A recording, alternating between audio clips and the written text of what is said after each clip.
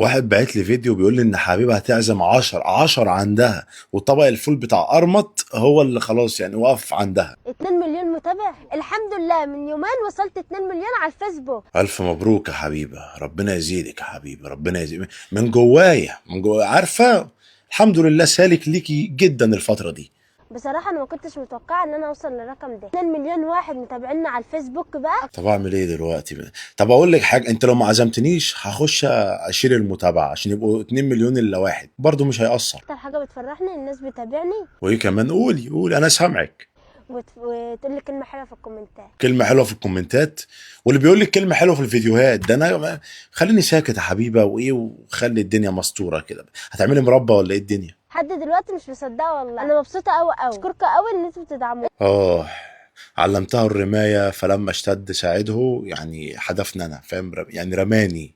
ولكن عادي يا حبيبي، شوف يا حبيبي، مهما عملت كومنتات وتقولي لي يا عم فارس والكلام ده كله، انا مش هتصالح. انتوا السبب في كل حاجة حلوة وصلت لها بعد فضل ربنا طبعا. من زمان قوي، من ايام السطح وانتوا معايا وتشجعوني. ايه ده يعني؟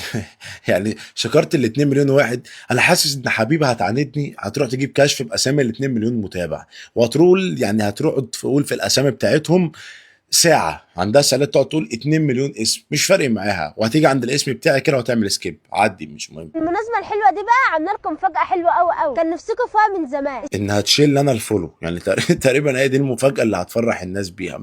انا مش عارف هي عندنا الفتره دي، بس مش مهم، بنتنا برضه. استنوا بقى اما اقول لكم عليه. هعزم 10 منكم يقعدوا معايا يوم كامل في المطبخ بتاعي. العشرة الكاملين دول لو فيهم تنسيق بحرف الف وانا كنت اول واحد، حبيبها تقول لك معلش يا عم فارس، انا اجلت العزومه للاسبوع الجاي نظرا لانشغالي بان انا رايحه الملاهي يوم الجمعه. نفطر ونتغدى ونلعب مع النونات ونتعشى كمان لو انتوا عايزين بقى.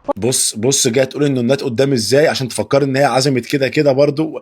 وبعدين هو داخل في الكومنتات يقول لي معلش يا فارس، خيرها في غيرها، وكمان جايبه رعد. انتوا مش عارف حتى كل الناس اللي انا بحبها للاسف وقفوا ضدي. وهاكلكم عنب كمان، انا اللي زرعاه بقى، وهناكل كمان احلى مانجا بقى. الف هنا، الف هنا ماشي. اولا يعني انا بجد البنت دي ربنا يعلم انا بحبها جدا ازاي، من اكتر الناس اللي انا يعني شفت كل المراحل بتاعتها على السوشيال ميديا، وهي زي ما هي يعني حبيبه.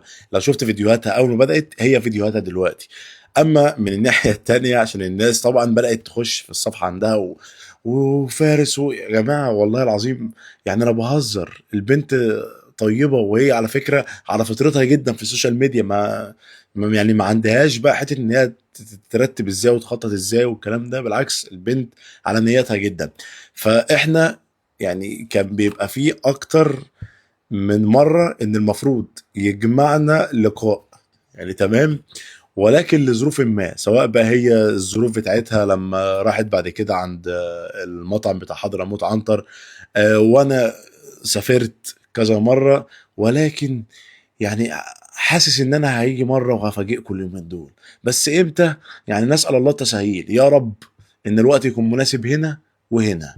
ولكن انا بقول لك يا رعد، انت بالتحديد كمان، عشان انت ايه، اخر حاجه انا نزلتها دخلت نكشتني وقعدت تقول لي ان الاكل متسوي معرفش ازاي وبتاع. ماشي يا رعد، ماشي يا رعد. عارف يا رعد، انا لو هاخد معايا خروف على كتفي هروح بيه، مش مهم، ما عنديش مشكله، بس يتسوى وانا موجود هناك، وانا معاك يا حبيبه.